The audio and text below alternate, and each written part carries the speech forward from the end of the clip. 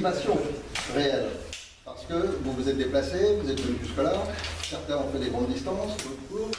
Il y a des gens différents, il y a des gens qui sont des caméramans, mais même eux, qui travaillent pour une télévision, ou qui travaillent pour un autre parti, d'ailleurs je crois qu'ils travaillent pour un parti politique, certains, peu importe, mais tout le monde va toujours dans le même sens, à savoir la volonté d'essayer de voir ce qui va mal, puisque dans n'importe quelle branche, si demain vous êtes dans une société où le patron de la boîte vous dit chez moi c'est en train de s'écrouler, qu'est-ce que vous allez faire? Vous allez essayer de comprendre ce qui se passe.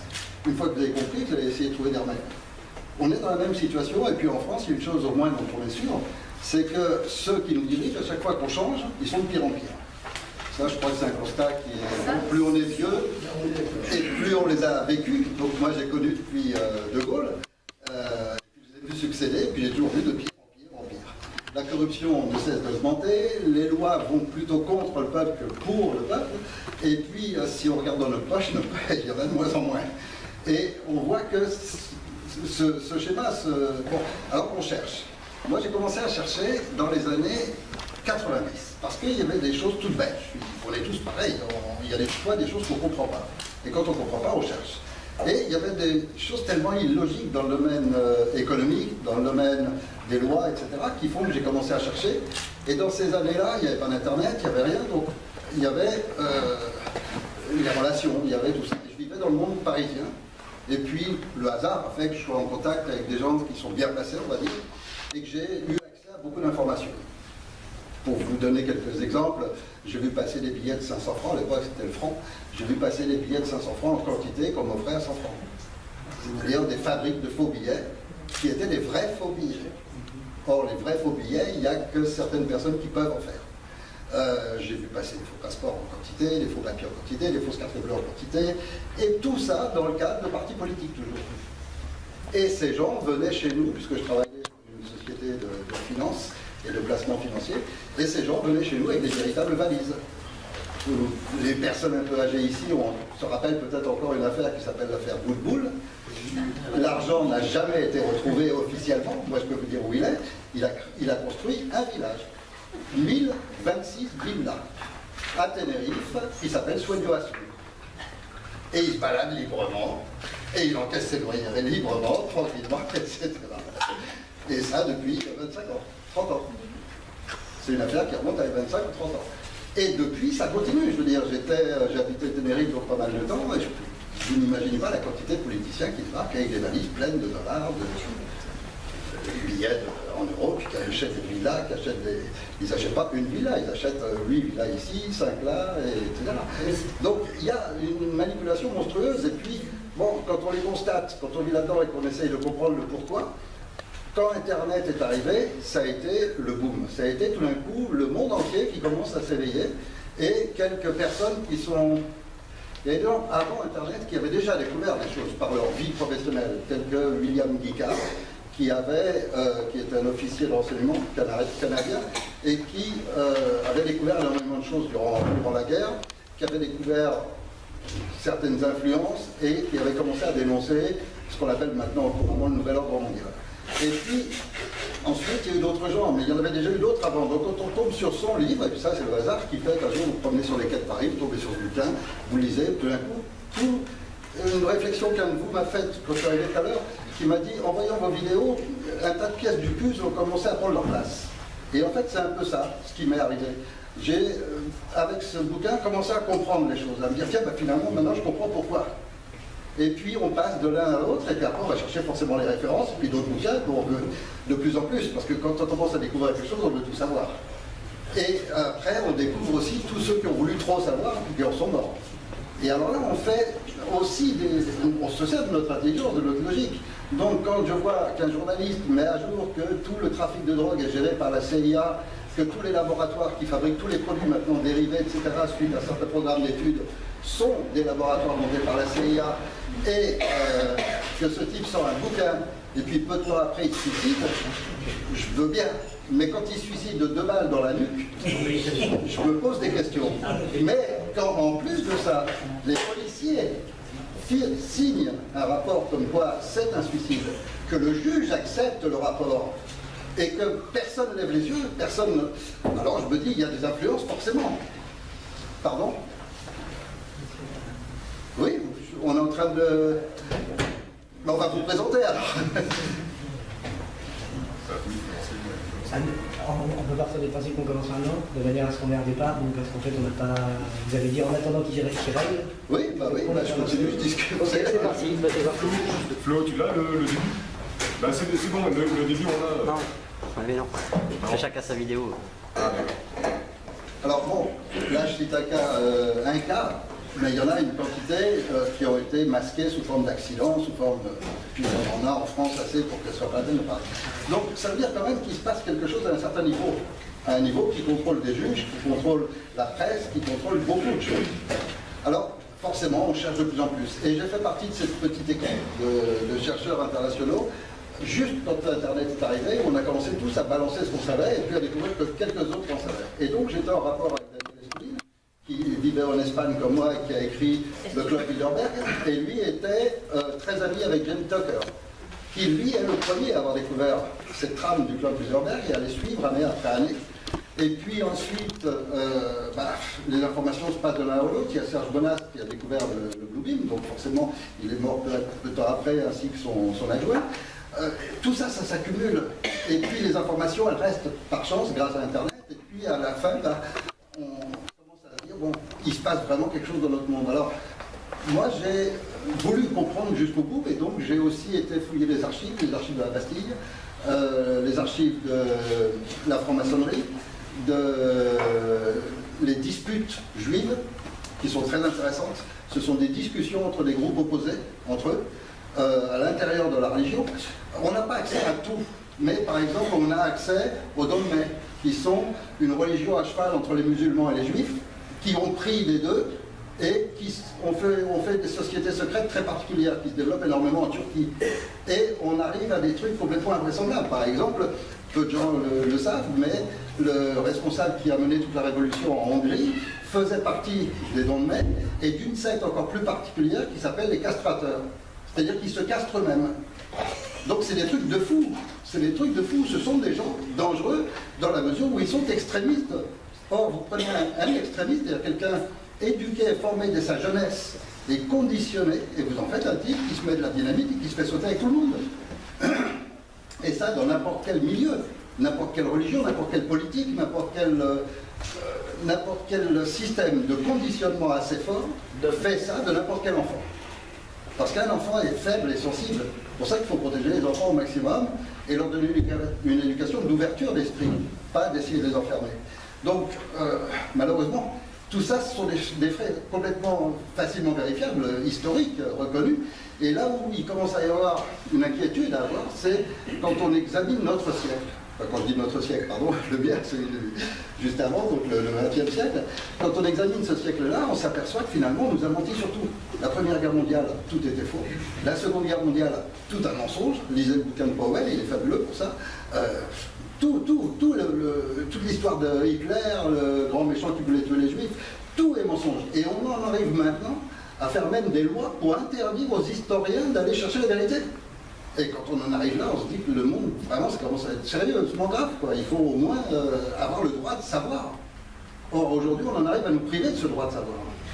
Et je crois que... Donc moi, je me suis orienté à savoir essentiellement qui étaient ces gens du Nouvel Ordre Mondial, et j'ai découvert, alors je vous le balance ce que j'ai, parce qu'on est tous là dans l'esprit de se dire, même les gens qui sont là pour filmer, s'il n'y avait pas un intérêt personnel à se dire il se passe des choses dans le monde, il faut les transmettre aux autres, il faut les dire aux autres, ils ne seraient pas là non plus. Donc on est tous avec notre connaissance, et je vous invite tous à faire la même chose que moi, on va balancer ce qu'on fait, et ça sert à tous les autres. Et chacun d'entre nous a des connaissances, des choses qu'on a remarquées, des choses qu'on a notées qui ne sont pas normales, offrons-les à tous les autres, et les autres en profiteront, s'en serviront aussi à leur tour. Donc en ce qui concerne le nouvel ordre mondial tel qu'on le décrit aujourd'hui, beaucoup de gens cherchent à savoir. Moi, j'ai fait des recherches à travers les paradis fiscaux.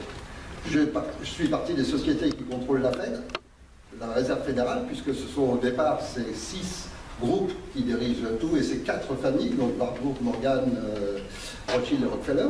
Et à partir de là, on arrive aux paradis fiscaux. Donc, toutes ces sociétés sont enregistrées dans différents paradis, et on arrive à avoir le nom des actionnaire. Donc là, on se dit, tiens, ça y est, je vais savoir qui sont, enfin, les propriétaires, réellement, du système monétaire, déjà. Au moins savoir ça. Et alors là, une chose extraordinaire, c'est qu'aucune société n'est propriétaire. Du système financier. Pas une seule. Toutes les sociétés sont intégrées dans les autres. Donc vous prenez une société truc, ses actionnaires sont la société champion et la société machin. Vous prenez la société machin, c'est la société truc et la société champion. Et ainsi de suite. Et avec des ramifications dans tous les paradis fiscaux. Alors après, vous vous dites, qui contrôle les paradis fiscaux? Et vous arrivez à la City à Londres. Et là, inaccessible. Vous ne pouvez pas en savoir plus. Donc, après, j'ai cherché au niveau des concepts même, à savoir comment des gens peuvent encourager, animer, faciliter des sacrifices d'enfants, des cérémonies monstrueuses, etc. Et en ce moment, au Mexique, ils découpent des charniers en quantité. Là-dedans, c'est une secte franc-maçonne qui s'appelle les Chevaliers Templiers. Donc, et c'est sur toute la planète, c'est plus ou moins dissimulé, mais il n'y a pas longtemps encore, en Irlande, ils ont découvert encore un charnier d'enfants. Donc, il y a des sacrifices comme ça. En France, il faut savoir quand même, il y en a 48 000 qui disparaissent chaque année. Ce qui est énorme, comme 48 000. 48 000 enfants Disparaissent chaque année en France. Ouais, ça C'est marqué dans une page Pied, cheville, la rue, la population de pied, Et ce qui est angoissant, c'est que, moi je me rappelle petit, un seul crime en France, et c'était dans tous les journaux, et tout le monde en parlait, un enfant qui était enlevé, mais c'était tous les jours, toutes les 10 minutes, à la radio, à la télé, de partout, etc. Aujourd'hui, des milliers d'enfants disparaissent. Il n'y a pas un mot dans les journaux. Dans les journaux, vous parlez de football. Il n'y a pas des enfants... Et il n'y a aucune recherche. La police, quand les parents vont à la police pour déclarer mon enfant, etc., les flics, tout juste, si ça les intéresse, ils s'en foutent. Alors, des fois, il y a des preuves. Quand on pense à M. Jacques Lang, c'est prouvé qu'il fait des choses sur les enfants. Et alors, vous l'avez vu passer en justice? Non, mais pourquoi on ne fait pas...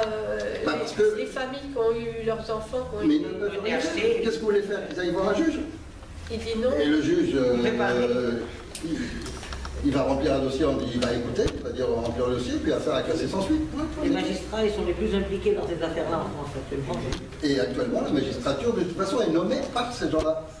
Donc, c'est le système de la franc-maçonnerie. Alors, pour revenir au départ, donc, si vous voulez, à force de chercher dans toutes les directions, ce que j'ai trouvé, je vous le donne, c'est ce que j'ai écrit dans ce livre-là, à savoir, à la base, il y a l'esprit du franquisme. Le franquisme, c'est une secte typiquement luciférienne qui vient des anciennes sectes de Bâle et qui ont été transmises à travers le Moyen-Orient aux Templiers et donc qui ont abouti à ce concept luciférien. Ensuite, vous avez ça, ce sont déjà toutes les sectes teutoniques, maçonniques, templiers, etc. Ensuite, vous avez le franquisme lui-même, qui lui est un type très spécial, Jacob Frank. Il est un juif qui naît dans une famille excommuniée par les juifs. Enfin, chez eux, on n'est pas excommunié, mais peu importe. Rejetés donc complètement, et qui ont une haine du judaïsme. Sa volonté, c'est de détruire le judaïsme. Et pour ça, il prend une base qui consiste à dire, on prend la Torah et on la prend à l'envers. Donc tout ce que la Torah dit qu'il ne faut pas faire, il faut le faire. Et c'est son principe tout simple. Donc se cultiver, étudier, devenir intellectuellement, non, il ne faut pas. Il faut être brut, il faut être ci, il faut ça. Et il faut suivre exclusivement son instinct animal. Pas l'instinct de l'homme raisonnable, mais l'instinct de l'homme bête, bestial. Et donc, forcément, le lien entre ces deux concepts-là est extrêmement proche. Le luciférianisme et le franquisme se rejoignent énormément là-dessus. Alors après, vous avez un type qui arrive avec une organisation, une intelligence exceptionnelle qui s'appelle Weishaupt, donc tout le monde a entendu son nom, je suppose, Adam Weishaupt, qui lui est jésuite. Et avec le jésuitisme, il a tous les concepts de rigueur, d'organisation, etc. Et naît ce qu'on appelle la secte des Illuminés de Bavière. Alors à cette époque-là, déjà, c'est très connu, c'est-à-dire que si vous lisez tous les mémoires de l'époque de Napoléon, et qu'on avait en quantité, vous avez, tout le monde connaît les Illuminés de Bavière, on les appelle les Illuminés tout court, et l'illuminisme se répand dans toute l'Europe, et surtout ensuite aux États-Unis. Bon, et puis après, le reste de l'histoire, on arrive jusqu'à maintenant, et puis l'histoire, après, on la connaît tous. Mais voilà à peu près comment je vois le nouvel ordre mondial, et donc qui aboutit maintenant au souhait de Jacob Frank, qui est défini toujours par cet inverse de la Torah, à savoir arriver à créer le grand chaos final. Et le grand chaos final, ils l'ont affiné au cours du temps, donc à l'époque d'Alda Pike et de Mazzini, donc au courant du 19e siècle, ils avaient déterminé déjà qu'ils allaient déclencher les 2 guerres mondiales. Ils ont réussi. Ensuite, ils ont déterminé par le fameux protocole des sages de Sion qu'on appelle, qui en réalité a été mis sur le dos des Juifs, mais qui est franquiste. Et donc là, ils ont déterminé un autre processus qui, lui aussi, est en train de se mettre en place et qui a fonctionné aussi, jusqu'au jeu de la pornographie qui remplace l'érotisme, jusqu'à amener la sexualité dans les écoles pour les enfants. Tout ça est un programme qui se suit et qui continue et qui va dans le même sens, de créer ce chaos monstrueux, plus l'immigration. Et l'immigration fait partie du même schéma, à savoir amener des cultures importantes là où il y a déjà des cultures fortes. Et en faisant ça, ce qui est le cas, et ce qui s'est passé avec le musulmanisme en France et dans les autres pays d'Europe, c'est qu'ils amènent 2 cultures et ensuite ils font ce qu'il faut pour qu'elles se haïssent. Et on crée ensuite à l'intérieur même de chaque pays une destruction des 2 cultures, qui finissent par s'autodétruire, parce qu'il se trouve que quand 2 groupes se haïssent, qu'est-ce qui ressort des 2 groupes le plus mal? Quand 2 groupes veulent s'intégrer, il sort le meilleur, et chaque groupe prend le meilleur de l'autre. Mais quand ils se détestent, c'est l'inverse qui se produit. Et donc, en faisant ça, ils sont en train de déstabiliser tous les pays d'Europe. Et on arrive au grand chaos final, qui va être l'effondrement économique, la pauvreté totale, c'est-à-dire quand ils ne donneront même plus l'aumône qu'ils sont en train de donner. Mais vous avez des grades dans tous les niveaux, vous ne pouvez pas empêcher ça. Et donc dans la franc-maçonnerie, vous avez des grades précis, vous avez des gens qui restent dans les premiers grades, et vous avez des types qui sont très bien, vous en côtoyez tous les jours. Vous avez des maires de village qui sont francs-maçons parce qu'on l'est de père en fils, parce que le notaire l'est, parce qu'on ne peut pas faire autrement, parce que c'est comme ça qu'on aura une place et qu'on sera socialement appuyé, etc. Donc on ne rate pas cette occasion-là quand on vit dans les petites villes de campagne et tout ça. Pourquoi ils ont établi dans la République qu'il faut 600 signatures de maire? Parce qu'ils savent très bien que les maires étant francs-maçons répondent d'abord à l'horloge et que jamais personne ne pourra obtenir les 600 signatures s'il n'est pas avalisé par les francs-maçonneries. Donc, c'est un contrôle, mais ça n'empêche pas que vous avez des types très bien. C'est limité aux 3 premiers grades de compagnons, apprentis et maîtres, c'est ça? Oui. C'est pas tous ceux qui ont des grades très supérieurs, Non, ils sont plutôt... les premiers grades, c'est vraiment les grades, mais après vous avez différentes francs-maçonneries en plus. D'accord, moi je passe pour le tour Vous avez GLNF, le écossais, vous avez tout ça, mais vous avez en France déjà les 2 grands centres. La GLNF, je parle par exemple, ou le Grand Orient. Le Grand Orient. Les 3 premiers grades, ils sont complètement... Oui, c'est... mais même plus haut que ça. Même les plus hauts gradés de la franc-maçonnerie, ceux qui arrivent du 33e grade, on considère que c'est à partir du 33e qu'ils sont admis dans les loges internationales. Donc ils ne sont qu'admis, ils ne sont pas au courant des plans en détail et tout ça. Et dans ces gens-là, vous avez des gens qui peuvent avoir des influences énormes, qui peuvent avoir un poids énorme parce que c'est une des familles très riches d'un pays. Et donc vous allez les laisser monter là.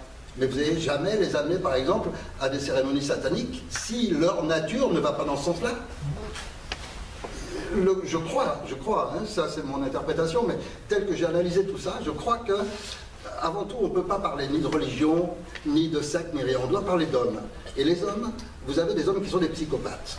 Et les psychopathes, la plupart du temps, sont les enfants maltraités. Or, quand vous avez des enfants qui sont vraiment très maltraités, vous en faites un psychopathe, c'est-à-dire quelqu'un qui perd, et ça un médecin l'expliquerait mieux que moi, quelqu'un qui perd la capacité de sensibilité. Quand on n'a plus de sensibilité, et c'est très bien décrit dans beaucoup d'ouvrages, Eric Fromm, qui est un spécialiste dans ce domaine-là, a écrit des ouvrages extraordinaires là-dessus, et il explique parfaitement que pour avoir la possibilité d'avoir une sensation, il faut que la souffrance de l'autre soit égale au plaisir qu'on a. C'est pourquoi, en général, donc, cette notion de violence, de sacrifice, est si exacerbée chez ces gens-là. Et vous en avez un exemple dans les papes d'Avignon. À une époque de la chrétienté, la papauté se trouvait à Avignon. Et les papes d'Avignon avaient créé 2 salles qui se touchaient, et ils n'avaient pas voulu de mur entre les deux, mais des toiles seulement, pour que les bruits s'entendent. Et dans une salle, ils recevaient les petits garçons, les jeunes filles avec qui ils s'amusaient, et dans la salle d'à côté, ils faisaient torturer les gens. Et plus les cris des suppliciés étaient forts, et plus ils jouissaient du plaisir. Donc là, on ne parle pas d'un chrétien, on ne parle pas d'un luciférien, on parle juste d'un prophète qui a été complètement atteint psychologiquement, d'un malade mental. Ce qu'en médecine, on appelle un psychotique. Un psychotique, donc avec quand même en plus, souvent ils ont une intelligence assez élevée en plus. En plus, oui. À la différence des pervers constitutionnels qui ont très peu d'intelligence. Oui, en plus, ils peuvent avoir une intelligence froide, lucide, ils sont tout à fait doués et aptes au mensonge. Et C'est pour ça qu'ils sont sélectionnés à travers les sectes, et la franc-maçonnerie aide énormément à ça, parce que ceux qui sont le plus capables de mentir en regardant droit dans les yeux, d'affirmer les pires monstruosités, mais toujours avec en paraissant le contraire, etc. Ceux qui sont tout le contraire d'eux-mêmes et de leur nature sont leurs meilleurs éléments, parce qu'ils sont tenus par le chantage, ils sont tenus par leur propre nature, et si vous leur donnez des pouvoirs, ils sont complètement à vos ordres. Et donc ceux qui manipulent ça ont intérêt à obtenir des gens comme ça au pouvoir. Et on en a plein au pouvoir, de ces gens-là. Tout à l'heure, madame parlait de Jack Lang, mais c'est juste un exemple, il y en a beaucoup d'autres. Comme Bendick. Comme Bendick, mais on ne peut pas tous les citer, mais dans toute l'Europe. C'est pourquoi il ferme la bouche, il arrive à fermer la bouche à, comment il s'appelle, la suite du Béarn, là. Bayrou. Oui, Bayrou. Il lui a fait fermer sa bouche, il a dû l'attirer dans un piège un jour ou l'autre, parce que l'autre, il a rongé comme un gamin. C'est vrai pourquoi ils ne le dévoilent pas. Ils pourraient se dévoiler ceux qui savent. Les politiciens. Sont tous tenus par le chantage.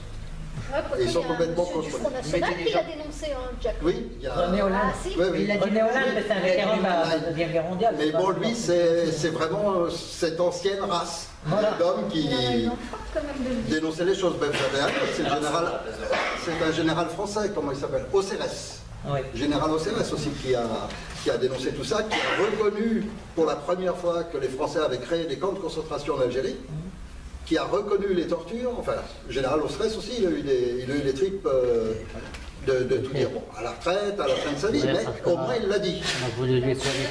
Et les Français ont enfin ouvert un peu les yeux. Il a précisé qu'il ne regrettait rien. Oui, non, mais peut-être, il l'a écrit. Il a fait, il l'aurait refait. Oui, dans le contexte où il était, c'est normal. Et dans son esprit, c'est tel qu'il est, c'est normal. Et tel qu'il est toujours. Sûrement. Même à son âge avancé, et il n'a pas évolué d'un iota. Oui, non, mais en ce moment, dans l'armée, vous en avez encore plein. Hein, Ça reste quand même une horreur. Et puis dans toutes les armées du monde. Hein. On n'a pas donné les Parce que c'est ça commanditaires qu'on fait monter au grade de général. Oui, ah non, Hollande, c'est le plus grand défenseur de France. C'est le principe même. Mais c'était des généralités. Tout à l'heure, concernant la dette, c'est ressenti seulement Israël ou la plupart des gouvernements du monde? Vous parlez de quoi? Du grossissement de la dette qui ne fait qu'augmenter, vous disiez. Ah bah, tous les pays qui, au lieu de fabriquer leur monnaie, l'achètent à la banque centrale. Et Israël est dans le même schéma. Hein. Aujourd'hui, la France n'a plus le droit de fabriquer son argent. Ah ben non, depuis Pompidou, 1960. Ah non. Là, il y a une confusion à cause de certaines personnes qui ont voulu essayer d'expliquer tout ça et puis qui se sont trompées. Pompidou, en 1973, a signé une modification de l'importance de la somme que la Banque de France fabriquait sans intérêt. C'est tout. Et c'est un accord Pompidou-Giscard d'Estaing, qui était ministre des Finances à cette époque-là. Et tous les deux sont ex-employés de Rothschild. Donc, de toute façon, ils appliquaient ce qu'on leur avait demandé. Mais c'est seulement depuis le traité de Maastricht que l'interdiction est faite au pays de fabriquer sa monnaie. C'est seulement depuis Maastricht. C'est seulement depuis le traité de Maastricht. Oui, en 1973, la Banque de France pouvait prêter à 0% 10,5 et Maastricht, ça allait. Milliards, je pense. Milliards, oui, et 10,5 à 0,5%. Et à partir de avant 1973, ce montant n'a jamais été revalorisé, alors qu'à l'époque, on avait une inflation de 10%. Donc il y avait le choc pétrolier, on a commencé à les dépasser. Jusqu'à 1973, le plafond n'a jamais été dépassé. C'est pour ça que l'État était entièrement financé par la Banque de France. À partir de 1973, le plafond a été dépassé et petit à petit, on a commencé à payer des intérêts aux banques privées. Ça a été impossissant. Et c'est dans le traité de Maastricht, effectivement, où on a mis 4 lignes dans 400 pages dont aucun politique a parlé et personne n'a été voir là-dedans parce que 400 pages, où il est marqué nominément que la Banque de France n'avait plus le droit de financer les États. Et comment ça se fait que tout le monde, à l'époque où on avait moins conscience, a dit c'est bien, c'était de Maastricht. Même l'abbé Pierre a dit il faut mais parce que les gens ils suivent simplement la grosse tendance. Même l'abbé Pierre. Les gens ne suivent que la grosse tendance. Or la grosse tendance elle est commandée par les médias. Et les médias, c'est eux qui les commandent. Donc voilà, on vous en met plein à l'être. Regardez en ce moment comment ils font pour empêcher que cette dissidence fonctionne. Qu'est-ce qu'ils font? Vous avez des nouveaux partis politiques qui se créent tous les jours. Tous les jours. Il y en a des nouveaux, ça n'arrête pas. Vous avez des mouvements en quantité. Or, qu'est-ce qu'ils font? Ils les encouragent. Parce que plus il y en a, et plus ça fait de la division. Oui, bien sûr. Et en attendant, tous ces mouvements n'ont pas de programme qui tienne la route, n'ont pas de quelque chose de concret, ni rien. Mais plus ils en mettront, et plus ça divisera toute cette dissidence. Et qu'est-ce qu'ils font en même temps que ça? Ils commencent déjà maintenant à orienter les partis à penser aux élections de 2017. Et donc ça veut dire que quand vous avez un président qui est en place, vous avez un an pour vous rendre compte qu'il ne respecte aucune de ses promesses et qu'il ne tient pas la route. La deuxième année, ça commence à aller mal, et là on commence déjà à vous remplir la tête de « vous inquiétez pas, attendez encore 3 ans, il y aura encore du changement ». Et qu'est-ce qu'ils font les Français? Ils entendent ça 10 fois par jour entre la télé, la radio, les journaux, les partis eux-mêmes qui parlent de leurs meneurs qu'ils vont, avec qui tout va changer en 2017. Et puis ça y est, tout le monde attend 2017. Et au lieu de se bouger les tripes et de se dire ça commence à être urgent, non, et puis en 2017 on repartira, en 2018 on se rendra compte qu'on s'est encore fait berner, en 2019 et puis on repartira pour cette après. Mais moi je le vois depuis 40 ans, 50 ans on sera peut-être robotisé depuis tout ce temps-là, avec tout ce qu'ils inventent. Avec le transhumanisme, c'est pas une blague ça, le transhumanisme? Non, c'est pas une blague, c'est bien en cours, c'est bien en cours. Il y a même encore tout récemment, ils ont réussi à faire tenir 20 jours une tête greffée sur un... Mais ça sent tellement gros qu'on n'a pas tellement d'espoir. Je vais vous poser une question à tous. Vous savez tous, je suppose, que